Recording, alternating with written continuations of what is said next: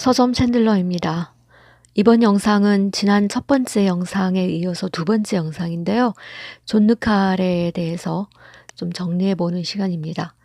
박찬욱 감독이 감독판의 공개를 기념해서 제가 그동안 좀 읽었던 존 르 카레에 대해서 좀 정리를 해보고 지나갈까 해서 만든 영상입니다.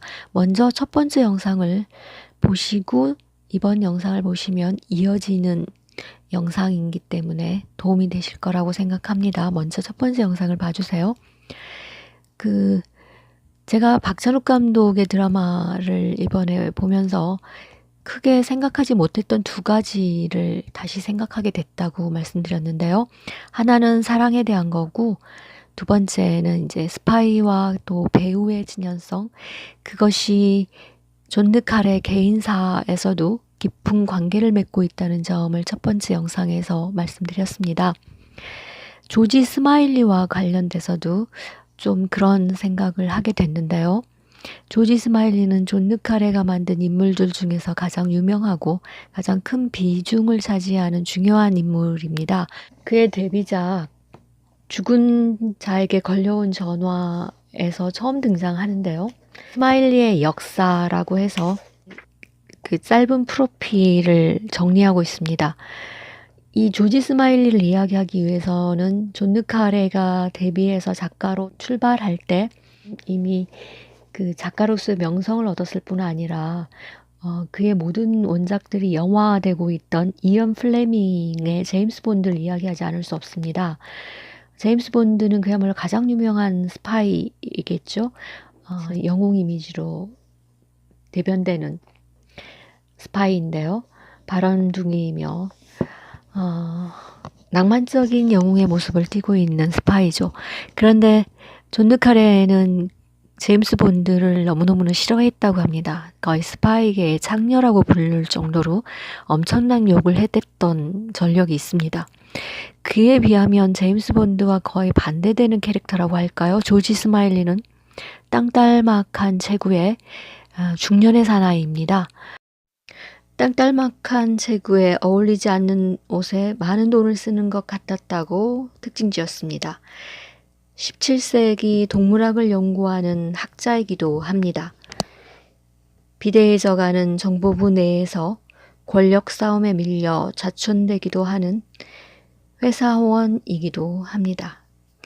조지 스마일리의 캐릭터는 제임스 본드와는 전혀 다른 이미지를 갖고 있는 스파이에 해당된다고 봅니다.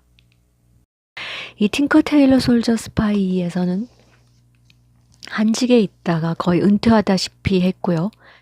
영국 정보기관 고위관료에까지 침투해온 이중 스파이들, 이른바 두더지를 잡아달라는 요청에 의해서 다시 불려나온 그런 배경을 가지고 있는 소설이죠. 조지 스마일리와 그 다음에 모스크바 센터라고 불리우는 소련의 정보기관에서 활약하는 실질적인 책임자, 우두머리인 카를라와의 대결을 다루고 있는 게 이 바로 카를라를 찾아서 3부작이라고 하는 틴커 테일러 솔저 스파이, 그리고 오너러블 스쿨보이, 그 다음에 스마일리의 사람들, 이렇게 3부작이 있습니다. 우리나라에는 번역이 되어 있지 않고요. 틴커 테일러 솔저 스파이가 거의 상상력에 의해서 작성이 된 거라면 이 2부작인 오너러블 스쿨보이는 일단 홍콩에 근거지를 두고 베트남, 각지, 동남아시아와 아시아의 각지를 돌면서 창작을 했다라고 알려져 있는데요. 번역되어 나오면 좋겠습니다. 상상만으로 창작해낸 것과 그 다음에 현지에서 여러 현장들을 둘러보면서 작성을 하는 작품의 차이가 어떤지도 비교해보면서 보면 재밌을 것 같은데 번역이 되어 있지 않아서 아쉽고요. 하여튼 이 조지 스마일리는 여기서도 마치 햄릿처럼 두더지가 누구인지를 알매도 불구하고 마지막 그 무대에 올라서기를 두려워하는 모습을 보여줍니다. 그래서 주저하는 햄릿, 그런 모습도 있습니다. 그래서 이 카를라 3부작의 마지막에 이 조지 스마일리는 자신의 아내, 물론 아내를 다시 찾을 거라고 계획을 하지만 아마도 영영 잃어버리지 않았을까 싶고요. 자신의 아내 그리고 오랜 친구였 이 모든 거를 잃고 마지막을 장식합니다. 물론 한쪽은 승리하고 한쪽은 패배합니다. 조지 스마일과 카를라 두 양 진영에서는요. 그거는 흡사 이 어떤 양 진영의 은유로 보이기도 합니다. 그러나 존 느 카레는 어느 한쪽의 진영의 손도 들어주지 않습니다. 오히려 존 느 카레는 한쪽이 패배함으로써 거대 패권의 자리에 오르게 된 그 한쪽 진영이 마치 인간성을 잃어버린 조지 스마일리처럼 그런 모습이지 않을까 존 느 카레는 말하고 있는 것 같습니다. 양 진영이 차라리 악으로서 대결을 했더라면 한쪽의 패권으로 인한 비윤리, 비도덕적인 세계에서 살아가지 않아도 되지 않았을까라는 생각을 하는 것 같습니다. 존 느 카레는요.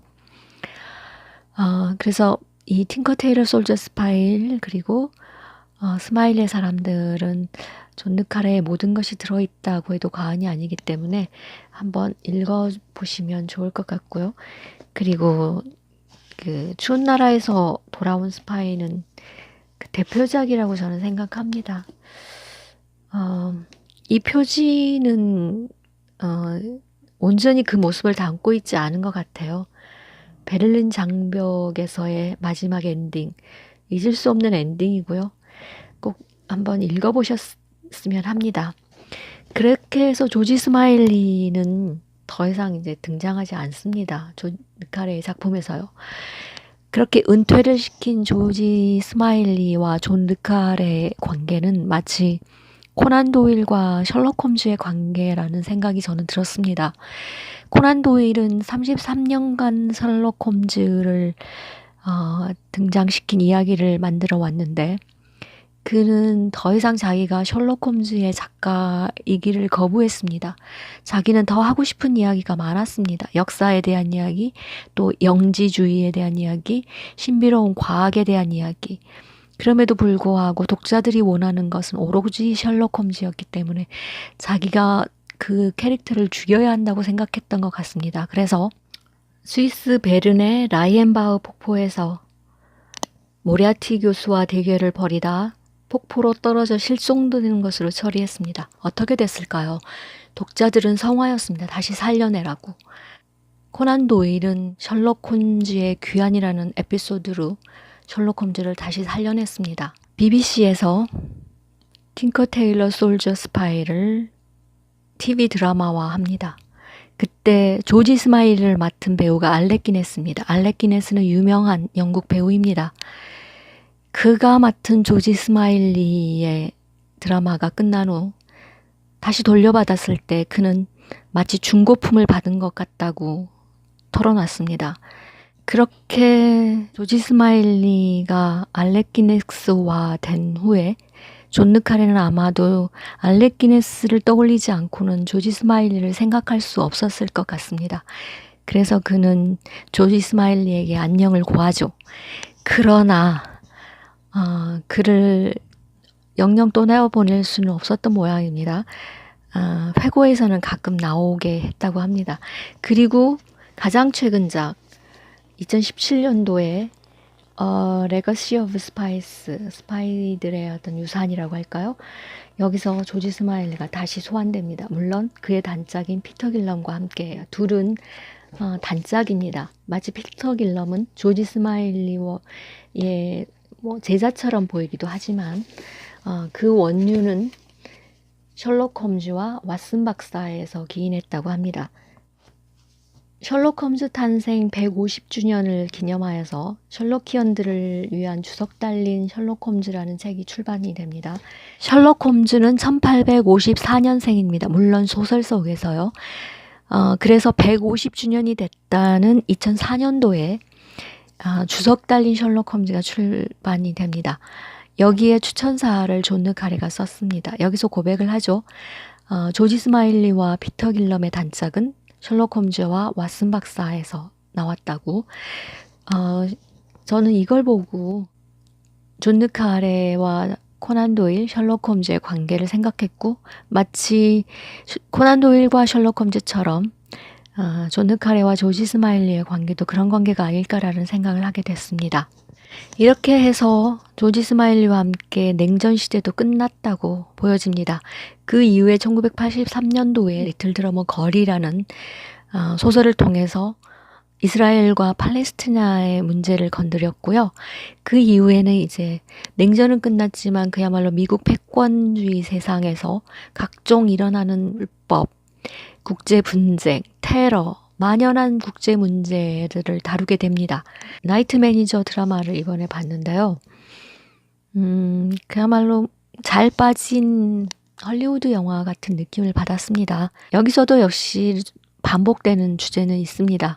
적진의 신분을 속이고 위장해서 들어가서 연기를 펼치는, 그래야 적진을 무찌르는. 과연 원작도 그런지 저는 원작을 꼭 읽어봐야 되겠습니다. 드라마는 많은 걸 바꿔놨고요. 저는 이 드라마를 보면서 TV 영화죠. 굉장히 타이틀을 한번 꼭 보십시오. 타이틀을 얼마나 잘 만들었는지 아주 상징적인 것들을 압축적으로 잘 표현을 한 것 같고요. 그리고 이 드라마 전체에서 정말 불꽃 같은 장면이 있습니다. 에피소드. 전 세계의 무기밀매와 관련돼서 정보기관에 뿐만 아니라 정치계까지 침투해 있는 이권, 패권을 둘러싼 그런 문제들을 다루고 있는데요. 얼마나 정치권까지 부패해 있는 그런 모습들을 다루고 있습니다. 그래서 드라마에서는 불꽃 같은 장면, 에피소드가 나오는데요. 무기가 폭발하고 신무기들이 등장해서 화려한 쇼를 보여주는데 그 무기를 사려고 그야말로 샘플을 보고 있는 거죠. 그리고 성능을 보는 거고 관중처럼 앉아서 마치 오페라 한 편을 보고 있는 것. 마치 이것은 팔레스타인을 공격할 때 여기저기 가장 높은 곳을 찾아 올라가서 망원경을 들고 오페라 글래스를 꺼내 들고 불꽃이 튀고 폭발하는 그런 장면을 지켜보며 환호성을 지르고 샴페인을 마셨다는 그 이스라엘 관객들, 그 모습을 연상하게 됩니다. 저는 이 드라마를 보면서 스파이 스릴러는 과연 무엇인지를 한번 다시 생각해 봤습니다. 스파이 스릴러를 보는 것은 국제 정세가 어떻게 돌아가고 있는지에 대해서 알량한 정보를 주기도 합니다. 또한 작가와 감독에 의해서 미처 알지 못했던 세상 구석구석에서 일어나고 있는 그 엄청난 음모들, 폭력들을 알게 해주는 효과도 있습니다. 그래서 미처 몰랐던 것들을 잘 알고 이해해주는 게 하는 반면, 어떻게 보면 그 엄청난 무기와 시스템을 통한 첩보 스릴러를 통해서 대리만족하는 느낌이 들게끔 할 것 같습니다. 특히 남자들의 장난감 같은 걸로요. 나이트 매니저의 드라마도 한번 보시기 바랍니다. 저는 아직 원작을 읽지 못해서 원작과 드라마가 어떻게 차이가 있는지, 정말 그렇게 잘 빠진 헐리우드 드라마처럼 원작도 그럴까. 물론 존 르 카레는 점점 갈수록 초기에 그 절제되고 단순하면서도 긴장감 넘치던 문장들과는 조금 다른 스타일을 보여주기는 합니다. 여전히 복잡한 플롯을 사용하고 여러 많은 인물들이 나오면서 전체적인 면모를 한꺼번에 볼 수 없게끔 하는 것은 여전하지만 조금씩 문장은 달라지는 것 같습니다. 그래서 이후에 모스트 원티드 맨이라든지 우리들의 반역자, 민감한 진실, 이런 거는 역시 같은 주제들을 다루고 있는데요. 같은 주제들을 어떻게 다루는지 이미 그 스파이 첩보물에서 톰 클랜시나 빈스 플린 같은 작가들은 이미 죽었습니다. 그 이후 최근까지 존 르 카레가 어떤 모습을 보일지 다시 한번 천착해 볼 필요가 있을 것 같습니다. 자, 오늘은 그러면 여기까지 하고요. 다음 영상에서는 올 한 해 읽고 싶어 했던 책들 진도를 좀 나가야 할 것 같습니다. 세계 철학사 This is 그리고 정치 사상사 관련된 책들을 좀 부지런히 읽어야 할 것 같습니다. 그러면 다음 영상으로 다시 찾아뵙겠습니다. 봐주셔서 감사합니다.